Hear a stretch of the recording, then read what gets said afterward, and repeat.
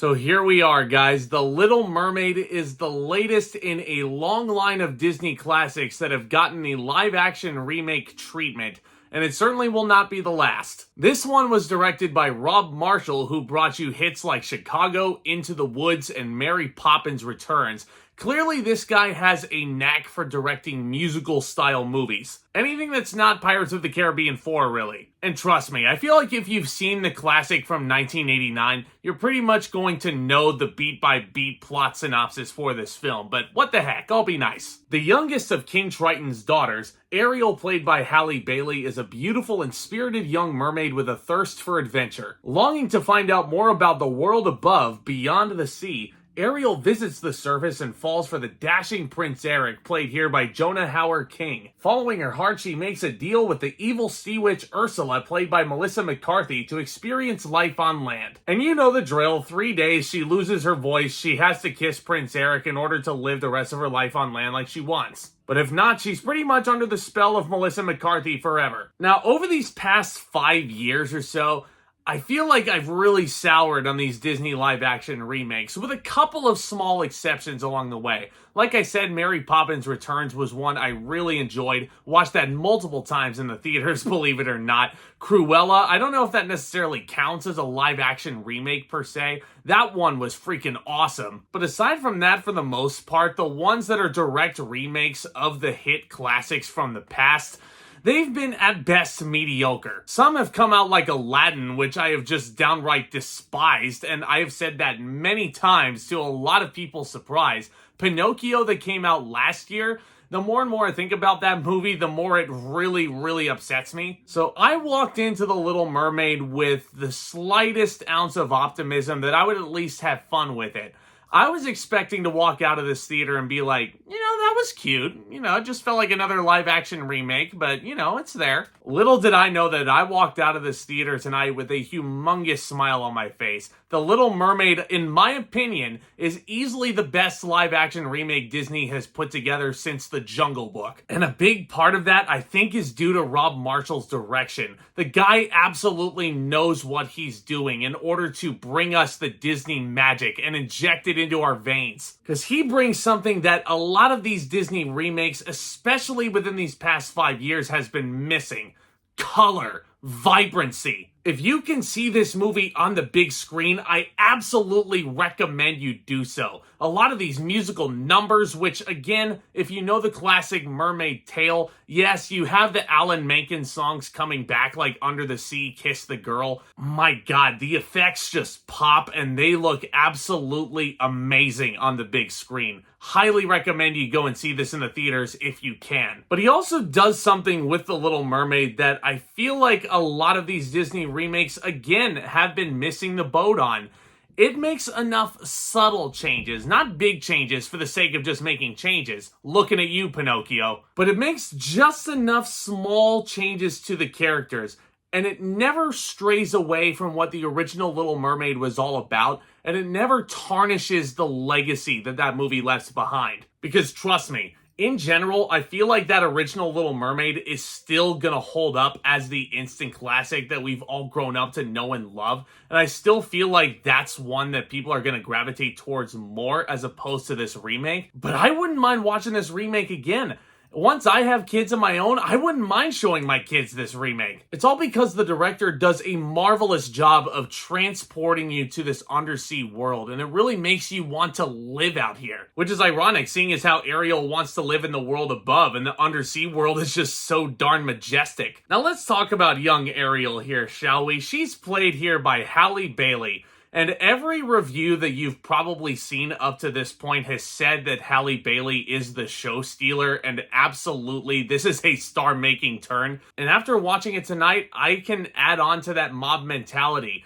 Everything you have heard these early reviews saying about Halle Bailey's performance is true. Her enthusiasm is so easy to get behind. She feels like she was born to play a Disney princess. Every expression she has, her eyes are just full of wonderment, learning, yearning for more. And not to mention, her voice is breathtaking and stupendous. Her solo part of Your World that you've probably heard in the trailer, it's as beautiful as you would have expected. Please give Halle Bailey more work down the line. She was absolutely stunning as Ariel. And one thing that I really respect about these remakes in regards to just the Disney princesses like Cinderella and what have you, I really respect the fact that they actually take the prince character and the romantic interest and they develop him a little bit more. Because if you look at the animated movie, Prince Eric just comes off, you know, he's a likable guy and everything, but he's clearly just the eye candy, and he's the one that, oh yeah, Ariel, that's the pretty guy that you gotta kiss in 3 days. Get a move on. This remake, however, gives him a song. Really good song, by the way. I don't know if I prefer it over her voice from the Broadway version, but I thought Jonah Hauer-King was excellent in this movie as well. And darn it, their chemistry is just adorable. They're making me use the word adorable for a Disney live-action remake. Yes, more of this, please, for the future. More of this. I think every single cast member that they got in the supporting lineup is stellar. Daveed Diggs plays the one and only Sebastian, who is one of the most iconic Disney characters of all time.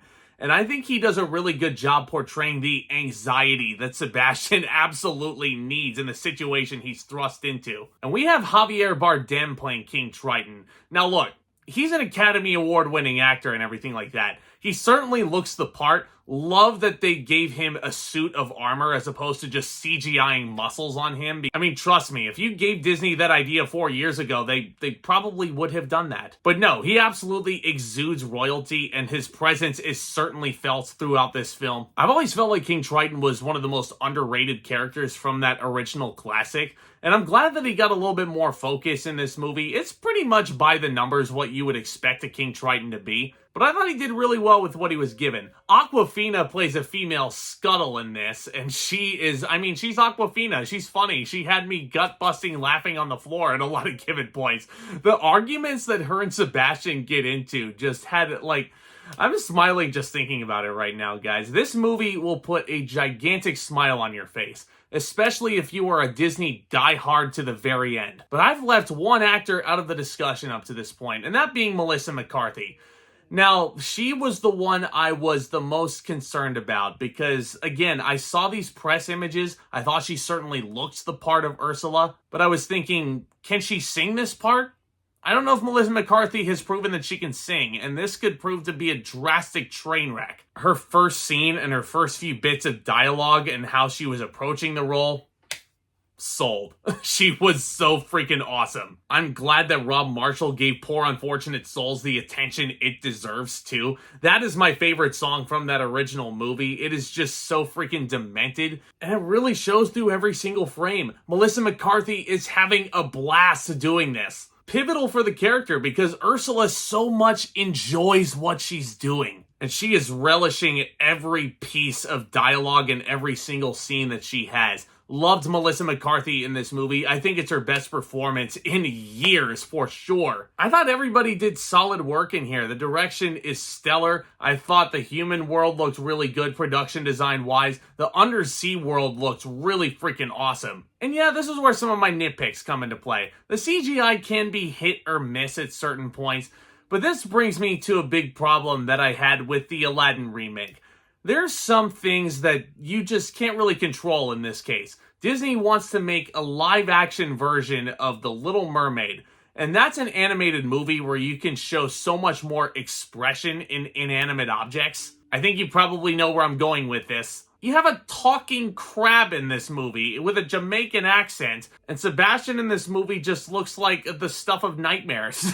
Like, I saw him in the trailer, and trust me, like, once his mouth started moving and everything, like, I kind of got used to it after a while, but man, was I terrified of that thing when I first saw it. And same thing with Flounder. Like, Jacob Tremblay, by the way, fine in the role. He's a good voice actor and everything. But oh my god, Flounder just looked so terrifying. When I first saw that poster of him, I was like, they can't be serious. That's a joke. That's a prank.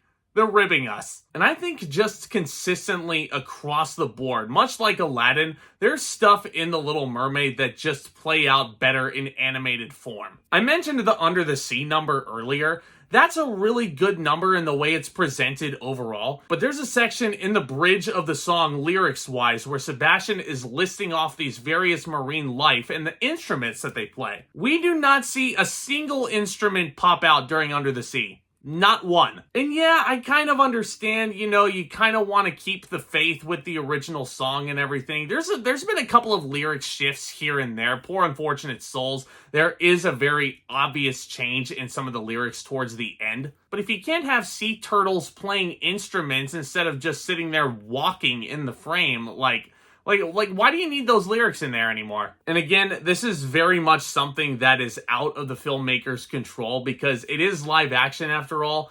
If you know how the 1989 classic movie ends with that big gigantic climax, you get that in here as well.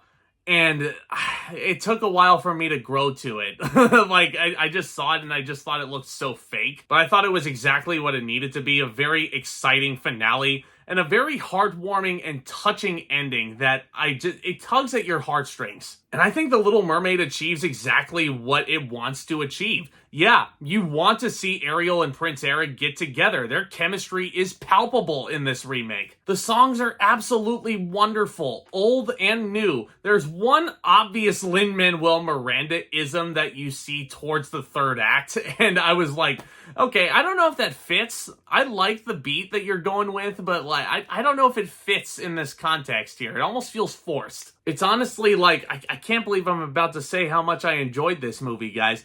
Highly recommend you check this out in the theaters, especially if you're into Disney as much as I am. For sure, watch this in the theaters. Go and support this movie. I think it's got a lot to like. Rob Marshall should absolutely be proud of this movie. I can't wait to see what else he does, especially in the Disney world and in the musical world. Halle Bailey as well. I can't wait to see what else she brings, and I can't wait to see what her career looks like down the line. The Little Mermaid was an absolute joy that I feel like your whole family will love going to see at the movie theaters this Memorial Day weekend. I can't believe I'm about to say this, but I'm going to give The Little Mermaid an A-.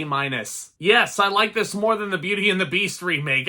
Like, I know that's crazy because I've only seen this movie once, but I feel like this movie just hit all the beats that it needed to. And it is Disney's best live-action remake in quite a long time. So if you guys are fatigued by these remakes and you're just adamant that you're going to boycott this movie, like, I feel like that's a bit ridiculous. I feel like every movie deserves a chance. But I'm telling you guys, especially if you're a fan of that original movie, you're going to have a blast with this. But let me know what you thought of the Little Mermaid remake down in the comments section below. Is this your favorite Disney live-action remake up to this point? If not, what is it? Let me know all down there in the comments section. I love discussing all things geeky in the Disney realm and stuff like that. Getting to interact with you guys about all new things in movies and entertainment brings me so much joy. If you guys enjoyed this video, do consider becoming a subscriber and tap on the like button on your way out. Really helps with the algorithm and helps spread this content out to more lovely viewers like you. But guys, y'all are the best. Look forward to more reviews very soon. I'm going to keep chugging along in my Indiana Jones playlist and the build up to Dial of Destiny at the end of next month. Should be a lot of fun over here this summer, guys. I can't wait to have you along for the ride. And with all that being said, back talk commence.